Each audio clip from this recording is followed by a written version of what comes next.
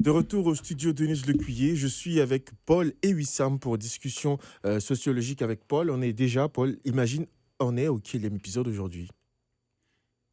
Quel numéro d'épisode? Oui. Oh, c'est une bonne question. J'ai Le perdu, retour là. du Jedi.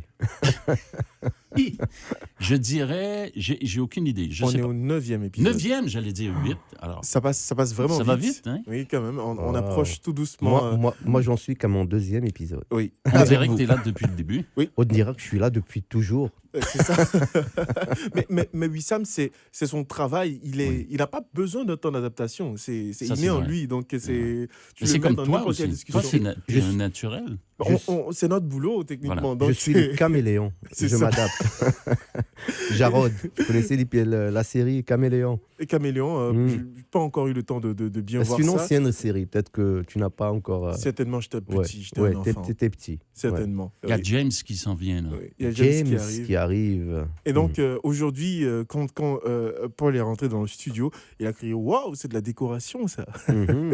Et donc, oui, c'est aussi un thème qui abonde dans le sujet qu'on souhaiterait évoquer aujourd'hui, parce que justement, on parle aujourd'hui des fêtes, je dirais pas des fêtes de fin d'année, parce qu'on parle des fêtes en gros, mais plus Oui. des fêtes qui, normalement, ont des origines ou des connotations à des fêtes traditionnellement religieuses, Mhm. mais qui, au fur et à mesure de l'avancement dans l'histoire, l'avancement dans le temps, sont passées de fêtes religieuses à fêtes, je dirais, commerciales ou à des Mhm. fêtes populaires.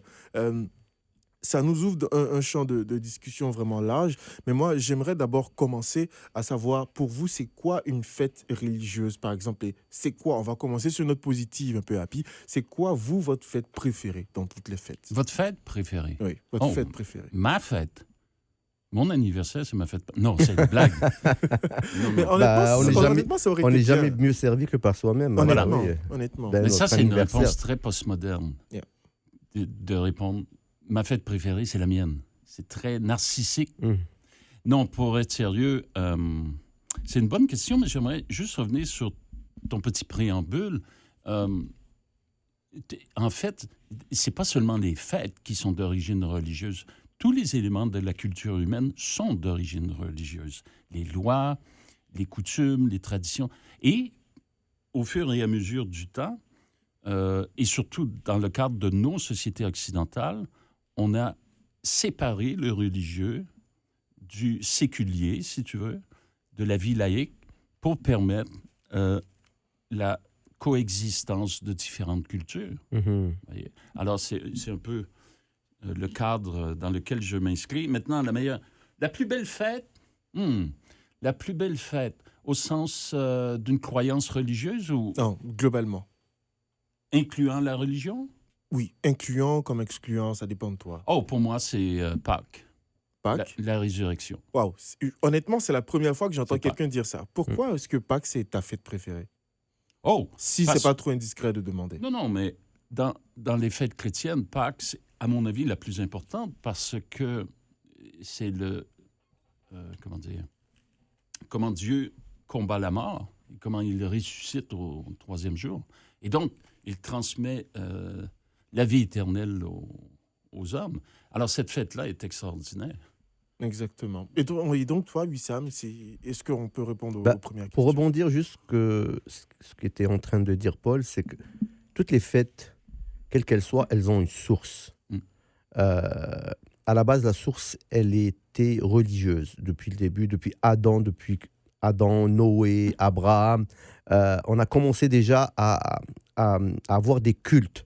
Voilà, Et à partir des cultes, on a commencé à avoir des célébrations exactement. pour célébrer Des rassemblements. des rassemblements, pour soit sacrifier quelque chose, Voilà, pour se exactement. rapprocher de Dieu, C'est ça. implorer Dieu, implorer le pardon de Dieu. Tout ça, ça a commencé, ça avait une source religieuse. Après, bien entendu, ça a été un peu dévié par des coutumes qui ont des peuples qui ont essayé et des régions qui ont essayé d'adapter chaque fête à leur, je sais pas, us et coutumes. Et ils ont essayé de trouver une nouvelle manière pour s'approprier cette fête. Vous voulez s'approprier tout. Non, c'est ma fête. Et puis, c'était un combat des hommes un peu à cette époque-là. Mais ouais, Donc, je dirais pour moi, ma fête préférée en tant que musulman, c'est la fête de l'Aïd. Pourquoi? Parce que la fête de l'Aïd qui vient après le Ramadan.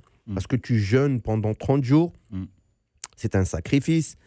Tu te prives pendant 30 jours, du lever du soleil jusqu'au coucher du soleil.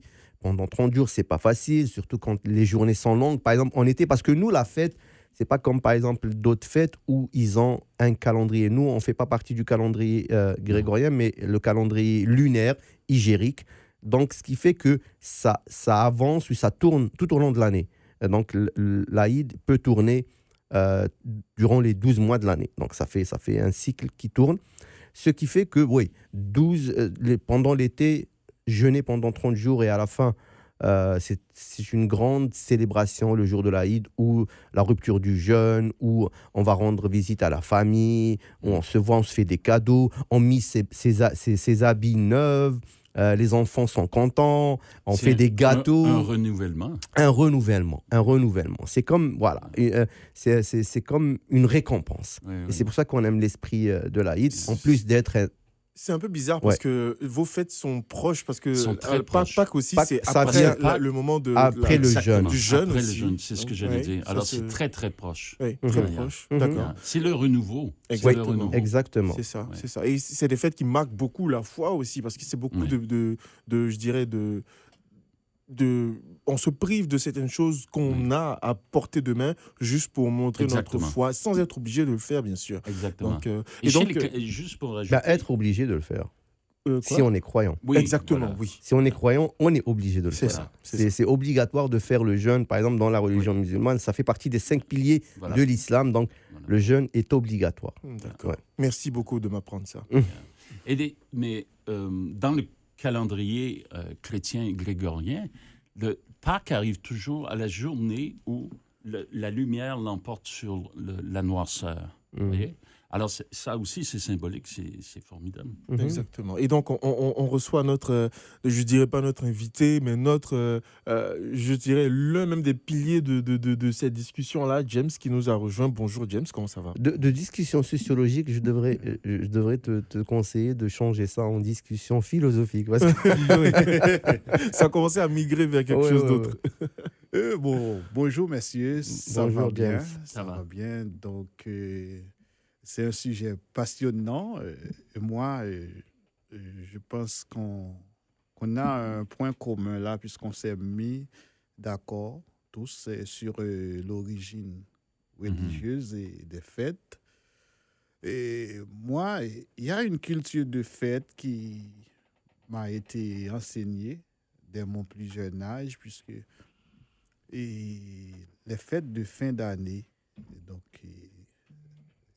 dès mon enfance à l'école, donc on nous a appris à aimer les fêtes de fin d'année. Mais il y a plusieurs raisons qui justifient ça.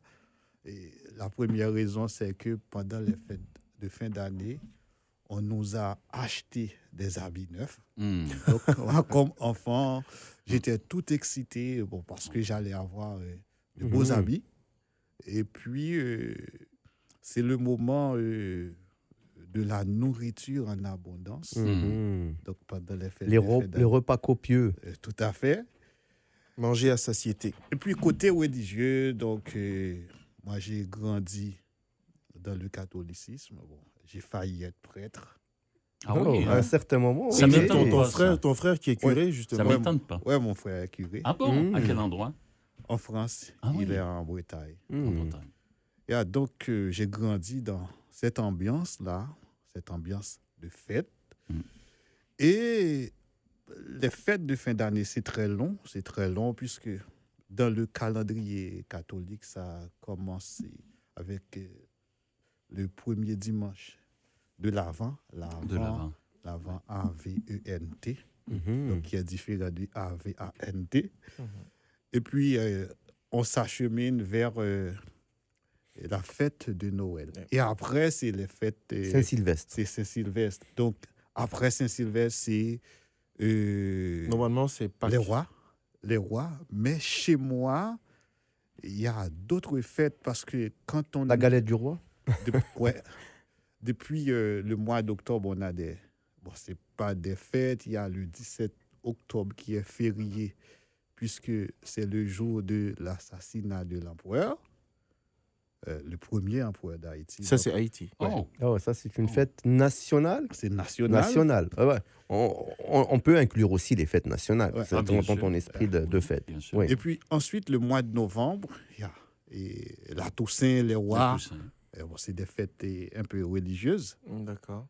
et bon, avec une dimension mondaine, certes, mais c'est plus religieuse.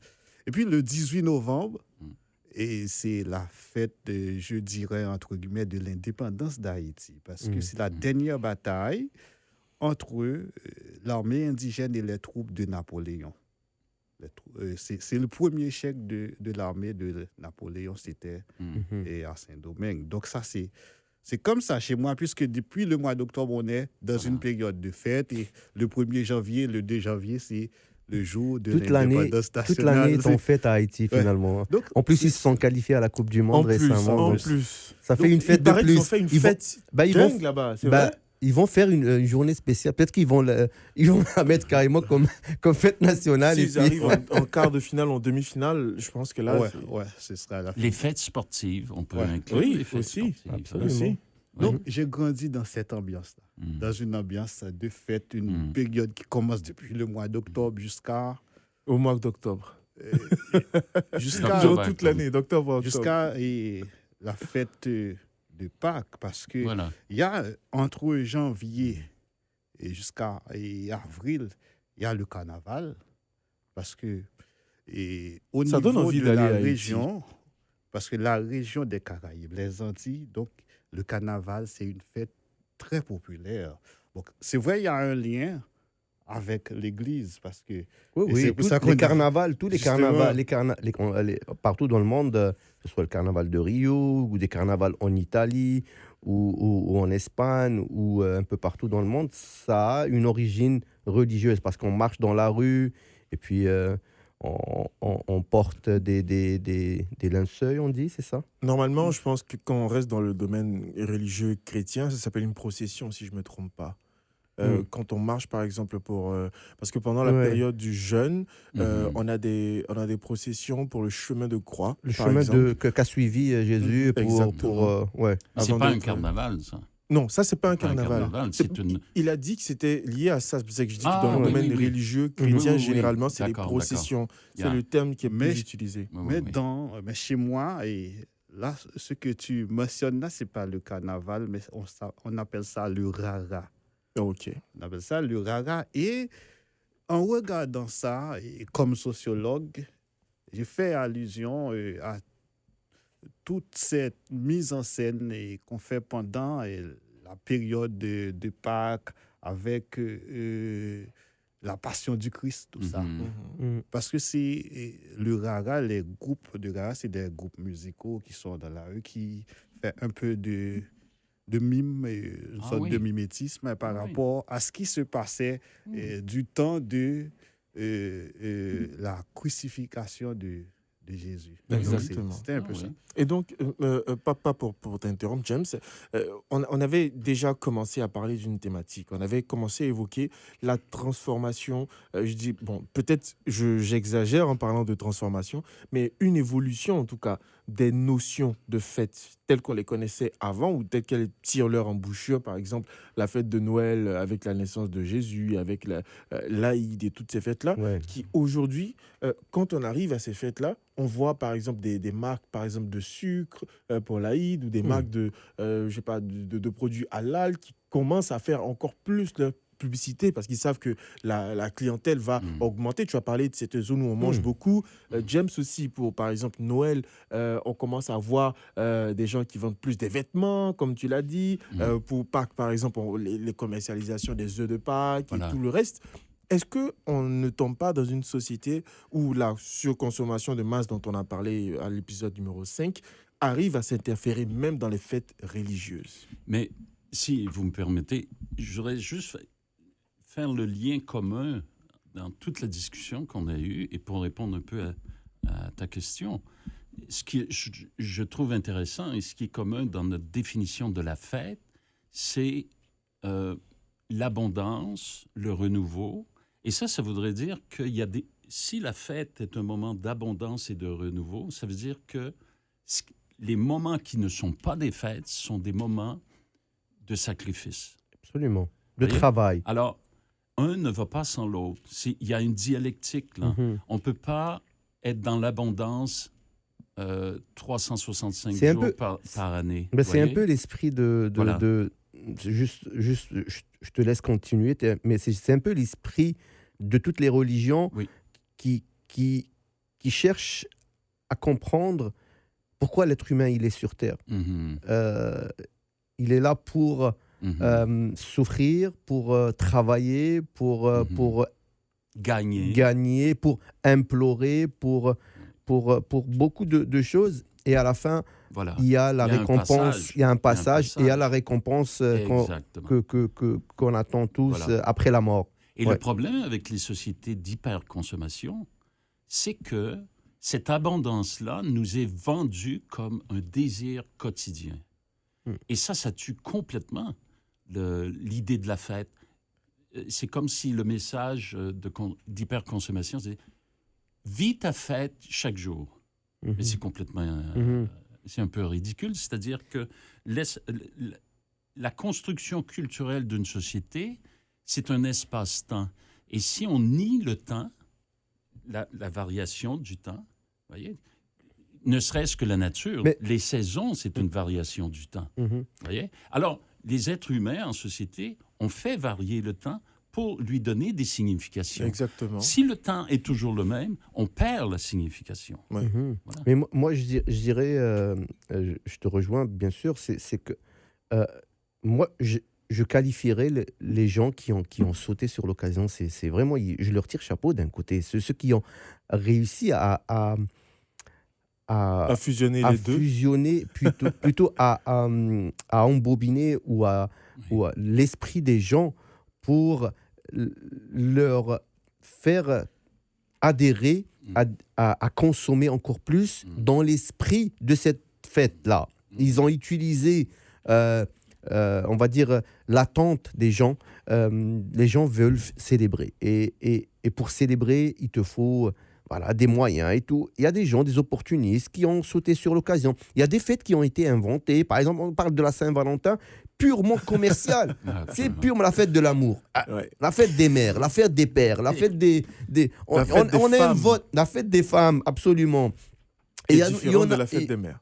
Exactement. Donc, il y a plein de Non, mais il y a- fêtes qui ont été créées uniquement dans le but de nous faire consommer encore plus, encore plus, encore plus. D'accord, James? t'as Alors, quelque chose à dire? j'allais préciser, il n'y a pas une fête des femmes. C'est la journée internationale de la femme. C'est justement, après que je me suis rappelé de mon erreur. Merci beaucoup, James. Alors, moi, ce que j'aimerais ajouter, c'est qu'il y a une certaine imbrication entre ces fêtes-là, l'économique et le politique.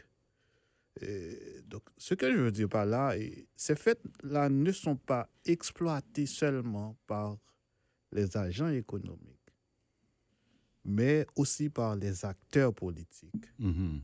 Parce qu'il ne faut pas mettre de côté l'acteur politique qui profite de ce fait pour construire ou renforcer leur capital politique. Par exemple, si je suis musulman et puis il y a une fête chrétienne et je suis un homme politique, je ne peux pas prendre mes distances par rapport à la fête musulmane. Parce Surtout que si je t'es suis dans un en pays train de laïque. construire une clientèle politique. Mhm. Donc, je pense que ce n'est pas seulement l'acteur économique qui s'intéresse à ces Mais c'est toute fêtes-là, la société, mais c'est quelle qu'elle la soit. société en La général. société en général. Mais le vrai pouvoir, tu as raison de souligner l'aspect politique, mais le vrai pouvoir de nos jours, il est économique. On le voit avec nos dirigeants politiques. Absolument. Ils sont à la remorque des grands pouvoirs économiques de ce monde. Vous voyez? Oui, les sociétés qui Alors, gèrent même les politiques. Il y a des sociétés qui Exactement. ils ont autant de pouvoir, peut-être plus Il y a- que certains pays, Qu'est-ce et que qui c'est- arrivent à faire. Voilà. Oui, Qu'est-ce que c'est qu'être président des États-Unis ou premier ministre du Canada? C'est de faire des contrats économiques avec des pays étrangers. C'est que ça. C'est de faire des affaires. Bah, C'est ça, justement, la ça politique se aujourd'hui. voit quand, par exemple, la semaine passée, on a Cristiano Ronaldo qui a été reçu à la Maison-Blanche et qui a eu une fête qui a été organisée avec Elon Musk, Tim Cook et Hmm. tous les autres riches. Pourtant, le président du Portugal était invité à la Maison-Blanche et il est venu 2 minutes et après, bam, on l'a fait partir. On pèse parce que on parle de Cristiano qui est multimilliardaire, qui a un statut et le président même qui représente le pays qui n'est même pas peut-être, qui n'a pas peut-être 20 millions dans son compte. Donc est-ce que là, Mais qui représente son pays. exactement. Donc là, on voit que le facteur économique devient encore plus déterminant. Mais quand ce facteur économique-là s'invite dans des fêtes, est-ce qu'on ne perd pas l'essence même de la fête? Mais c'est-à-dire qu'on le perd dans la mesure où le message économique va annuler les distinctions temporelles. Va Si le engloutir. message économique ne fait plus les distinctions temporelles, c'est-à-dire, je pense à des compagnies, je pense à une compagnie de meubles en particulier, et il y a toujours 70%, 75%. À chaque semaine, c'est la fête. À Au chaque Canada semaine, ou en France? je pense que c'est The Brick. Je pense que Oh, c'est The yes, Brick. The Brick. Ils sont toujours en train de faire des ventes, des soldes. Des campagnes publicitaires, des campagnes de non. marketing. Alors, normalement, un solde, c'est un moment exceptionnel. Mhm. Tu te dis, on va faire des bonnes affaires. Mais quand l'exception devient la règle, il n'y a plus Plus d'excitation. Ben, c'est ça, on essaie de voyez? toujours d'appâter où le consommateur. Actuellement, on est en pleine période du Black Friday qui a Oui. été inventé également. Mais le Black pour- Friday, c'est c'est une pas journée. Mais là, exact. ça fait un mois. Non, il y a le Ça fait- pré. Ouais, il y a le justement, pré. le pré Black Oui. Friday, Ouais, on ouais. fait, Voyez on comment fait on en sorte, étire et on étire la et fête. et on pousse Voyez? les gens à consommer. Exactement. On pousse les gens à consommer. Et tu n'as pas le choix. Des fois, tu es tellement pris dans cet engrenage que tu ne peux plus résister. La C'est fête- difficile de résister, surtout quand on a des enfants. Voilà. Parce que voilà, on a envie de faire plaisir. Et ils jouent sur ça. Parce qu'ils savent que les enfants aiment bien. Par exemple, on est en pleine période presque de Noël. Ils savent que les enfants adorent le Père Noël. Oui. Et toi, en tant que parent, tu es obligé de suivre pour faire plaisir à tes enfants, même si tu n'es pas convaincu et que pour toi, non, c'est pas ça l'esprit d'une fête, que ce soit Noël ou l'Aïd. Même chez nous, on commence à vendre des choses, inventer des choses pour pousser les gens à plus consommer. Est-ce que vous pensez qu'il y a une société qui- c'est un phénomène mondial, je dirais. Est-ce que vous pensez qu'il y a une société où, je dirais pas une religion, mais est-ce que vous pensez qu'il y a une société qui s'est plus laissée affecter par je dirais, cette tendance commerciale plus qu'une autre? Ben, les pays occidentaux, j'imagine, parce que Oui, c'est surtout les États-Unis. ouais, parce qu'on est, on est dans la consommation excessive. On est vraiment dans un monde de pure ça, c'est-à-dire pure consommation. Dans d'autres pays, peut-être que c'est aussi par manque de moyens, hein, parce que si d'autres pays avaient plus de moyens, que ce soit les pays un peu émergents, un peu d'Afrique ou bien d'Asie, ou s'ils avaient peut-être plus de moyens financiers, ben, ils auraient peut-être aussi consommé encore plus. Ben, c'est ça, je pense que c'est juste ça la différence. Mhm. Est-ce que... Oui, Paul, vas-y. Non, mais ça me faisait penser à un passage dans le livre du Petit Prince, vous savez, le livre du Petit Prince de Saint-Exupéry. Je pense que c'est le renard qui discute avec le Petit Prince et le renard lui dit « J'aimerais que tu m'apprivoises. Hein? J'aimerais qu'on crée un lien, que tu m'apprivoises. » Et la fête religion, le mot religion veut dire créer des liens. Hein? Et c'est la pédagogie de Saint-Exupéry, à partir des personnages, est extraordinaire parce que là, le renard lui dit « Apprivoise-moi. Apprivoise-moi. » La soumission. Hein? Ouais. C'est la soumission aussi. Oui, mais je veux devenir ton ami et il faut que tu m'apprivoises. Et à chaque jour, je vais m'approcher un peu plus tranquillement. Et donc, vous voyez, l'aspect temporel est très important. Ça ne se fait pas du jour au lendemain. On ne devient pas des amis du jour au lendemain. Mais une fois que tu m'auras apprivoisé, tu auras une importance pour moi et j'aurai une importance pour toi. Et le Petit Prince répond, oui, mais quand tu vas partir, je vais pleurer. Il dit, oui, mais tu auras un beau souvenir. Voyez? Alors, qu'est-ce que ça veut dire? C'est au niveau de... Je reviens sur l'axe temporel, c'est-à-dire qu'il y a présence, il y a absence, et c'est par l'absence qu'on valorise et qu'on on veut revivre la présence. Perpétrer. Perpétrer. Voilà. C'est-à-dire qu'on essaie de perpétrer. C'est ça les fêtes. C'est parce que je m'ennuie de mon ami, c'est parce que je m'ennuie de mon épouse. C'est perpétrer, par exemple, une époque. Oui. Parce que l'humain, tout en avançant dans les siècles depuis la création de la Terre, cherche toujours à aller vers son histoire. Mhm. Et quand on va vers l'histoire, on essaie toujours de perpétrer ce que les anciens nous ont légué. Oui, On reste les traditions, les principes, les valeurs. Et c'est ça l'esprit de toutes les fêtes, qu'elles soient religieuses ou commerciales ou même nationales. Parce que là, aussi, dans les fêtes nationales, quand on célèbre les fêtes nationales dans les pays, les indépendances des pays, c'est pour perpétrer l'esprit des anciens combattants et se rappeler des anciens qui ont donné leur vie pour qu'on ait notre indépendance aujourd'hui. Donc c'est ça, c'est toujours dans l'esprit temporel, comme tu dis, de perpétrer quelque chose.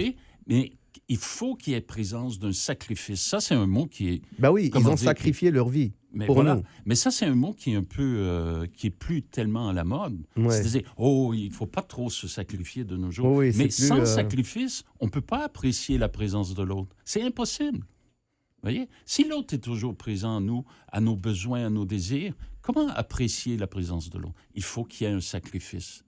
C'est comme ce proverbe, j'ai un peu oublié d'où est-ce que il vient, qui dit que le temps de Dieu crée des hommes forts, et les hommes forts créent des temps faciles, et les temps faciles créent des hommes faibles, qui créent les temps de Dieu. Ouais. C'est un peu ça. C'est une roue. C'est une boucle, parce que là, on arrive dans un temps où les gens sont, je dirais pas trop... n'ont pas le sens du sacrifice, mais les choses sont un peu moins compliquées à avoir. Du coup, ça fait qu'on perd un peu la valeur de ces choses-là qui nous ont été léguées, qu'on a comme acquis aujourd'hui, mais qui n'étaient pas des choses acquises il y a peut-être 20 ou même 30 ans, tout simplement. Donc, est-ce que là, aujourd'hui, on n'est pas trop en train de de faire un réajustement qui va tuer un peu réellement la valeur de ces fêtes-là? Parce qu'il y a des fêtes que moi, je trouve qu'actuellement, on les ajuste à la société de maintenant. Est-ce que le fait d'ajuster ces fêtes-là et de ne pas les laisser réellement telles qu'elles ont été durant leur création n'est pas en train de faire que les personnes qui naissent maintenant n'ont jamais réellement connu cette fête-là authentiquement telle qu'elle est? Oui, mais il y a d'autres fêtes qui apparaissent.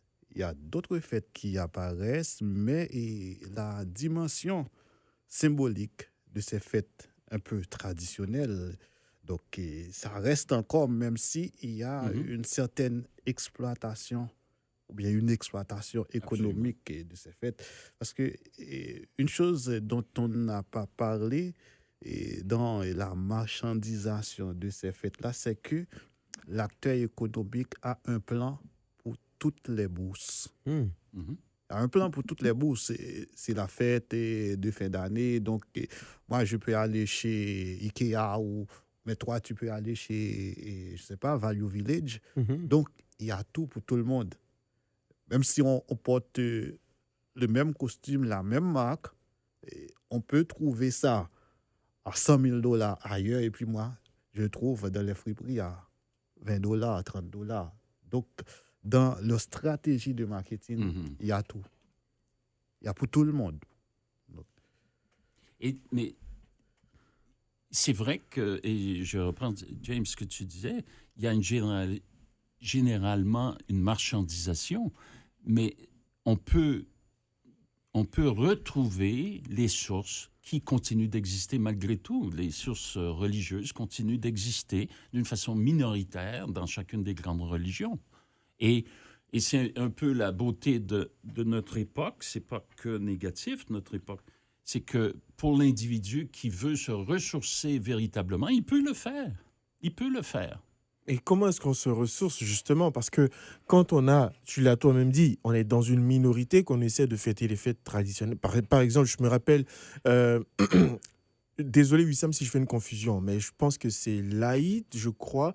Vous avez deux fêtes qui s'appellent Aïd? Oui, il y a le petit Aïd, qui vient après le Ramadan, et il y a l'Aïd du sacrifice du mouton, Exactement. qui vient 2 mois après le premier Aïd. Ok. 2 mois et 10 jours. Et moi, mon meilleur ami est musulman. Il s'appelle Mourad, tu le connais très bien. Oui. Mhm. Et il m'a invité à l'une des célébrations Ouais. musulmanes, je pense que c'était l'une des fêtes d'Aïd, pour manger avec lui et ses amis algériens. Et donc, je me suis habillé. Je pense que tu m'as vu ce Oui, jour-là oui, où je t'ai j'étais. vu, tu as mis un habit traditionnel Exactement. musulman, une abaya, c'est ça? Exactement. Ouais. Et je suis sorti et tout le monde me regardait comme si j'étais habillé comme, je sais pas, un fou ou quelque chose dans le genre. C'était en blanc et tout, Oui. c'était joli, ouais. Mais quand je suis arrivé chez lui, ils ont dit: Ah, merci beaucoup, tu as respecté notre T'as vu? culture, tu t'es bien habillé. Donc, ça fait que quand tu essaies de te ressourcer comme ça, Voilà. avec des personnes qui sont toujours dans l'authenticité de la Voilà. fête, de son essence traditionnaliste, Ouais. est-ce que tu te laisses pas influencer par ces personnes qui autour vont avoir des Non. impacts? Non, je dirais pas influencé. Je dirais que tu as eu du respect. Partage. Tu as eu du respect. Et on revient à L'adaptation. l'esprit de ces fêtes. C'est que moi, par exemple, en tant que musulman, je peux participer à une fête de Noël. Je peux être invité avec des amis chrétiens qui m'invitent à passer Noël avec eux. Eh bien, j'irai volontiers pour participer avec eux parce que c'est ça l'esprit de la fête, c'est qu'on essaie de rapprocher Mhm. les peuples, C'est ça. les traditions et les À religions travers nos et cultures. l'humanité tout entière. Donc le fait que tu viens quand ils t'ont invité en portant un habit traditionnel de cette croyance, eh ben, c'est une marque de respect, c'est une marque de vivre ensemble, c'est une marque voilà, de paix, de prôner de la paix, de vivre dans une harmonie. Donc c'est ça, on peut avoir différentes croyances, différentes fêtes, mais on peut se rapprocher Voilà. grâce à ces fêtes-là. C'est ça. Exactement, messieurs. On va terminer avec une dernière question que je vais vous poser. Je vais vous demander, c'est quoi vos vœux pour les fêtes ou c'est quoi, qu'est-ce que vous aimeriez voir plus pendant les fêtes, les grandes fêtes, je dis. Généralement, on peut faire un tour de table rapide. Qu'est-ce que vous aimeriez voir plus ou qu'est-ce que vous aimeriez revoir plus dans les célébrations de fêtes? Alors, moi, comme je le disais tout à l'heure, ma période de fête préférée, c'est la fête de fin d'année. Donc, quand l'année change, on s'attend à des changements. Et le premier vœu qu'on fait, c'est les vœux de santé. Des vœux de santé, de paix, d'amour, tout ça. Et ensuite, des vœux, si on veut, économiques et financiers. Ouais, De tout ça, réussite. de réussite. Donc, si on commence l'année en bonne santé, on peut se battre pour avoir les moyens économiques, les moyens financiers.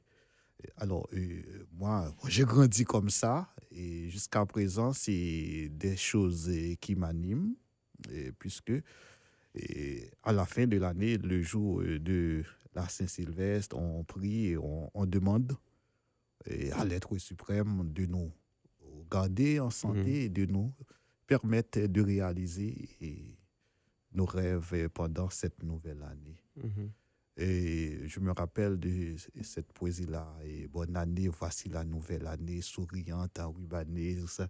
Mm. Ouais, c'est un peu ça. Mhm. Et toi, Paul? À cause des grands bouleversements qu'on vit depuis de nombreuses années, je dirais.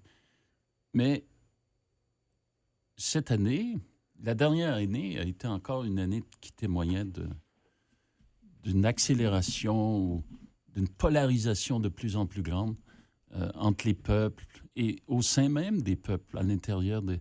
Et moi, j'ai un seul mot, c'est la paix. Et comment y arriver individuellement et collectivement. Vous voyez, si on peut... C'est ce que je souhaite à l'humanité, quoi. Par la fraternité, se donner une valorisation de la paix et non pas de la guerre et comment dire, de toujours vouloir s'imposer aux autres.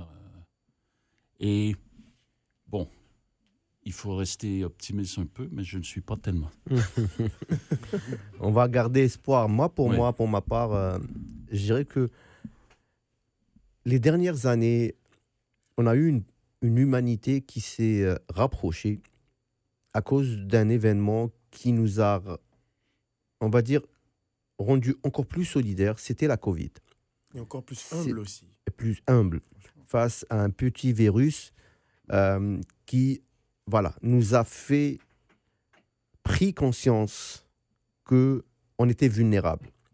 Toute l'humanité était vulnérable. Et on a vu une solidarité incroyable pendant ces 2-3 ans où toute l'humanité a travaillé main dans la main pour trouver un remède, l'élixir, pour sauver la Terre, sauver les humains. Donc ça prouve qu'on peut vivre ensemble. On peut trouver des points en commun. On est tous... on a un même passé, un même présent et un futur certainement qui sera le même aussi. Donc on n'a pas le choix, mais après le passage, on est retombé dans nos travers. L'être humain retourne toujours et on va dire l'année dernière, beaucoup plus, on a vu, ou il y a 2 ans, beaucoup de guerres. Qui continuent encore. Et moi, mon vœu pour 2026, ça serait que plus jamais, surtout les enfants. Moi, tu peux faire ce que tu veux, tu peux...